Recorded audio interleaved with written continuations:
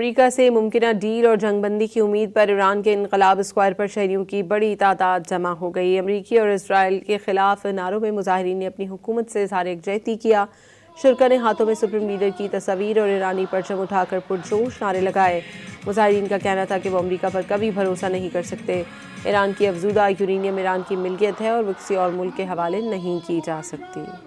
امریکہ سے ممکنہ ڈیل اور جنگ بندی کی امید پر ایران کے انقلاب اسکوائر پر شہریوں کی بڑی تعداد جمع ہو گئی۔ امریکی اور اسرائیل کے خلاف نعروں میں مظاہرین نے اپنی حکومت سے اظہار یکجہتی کیا۔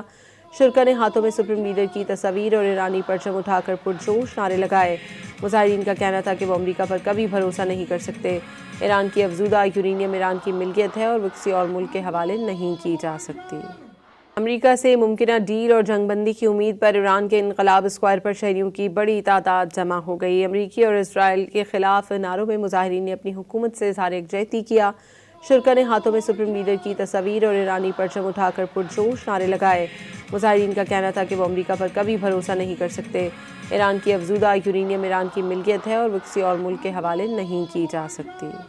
امریکہ سے ممکنہ ڈیل اور جنگ بندی کی امید پر ایران کے انقلاب اسکوائر پر شہریوں کی بڑی تعداد جمع ہو گئی۔ امریکی اور اسرائیل کے خلاف نعروں میں مظاہرین نے اپنی حکومت سے اظہار یکجہتی کیا۔ شرکاء نے ہاتھوں میں سپریم لیڈر کی تصاویر اور ایرانی پرچم اٹھا کر پرجوش نعرے لگائے۔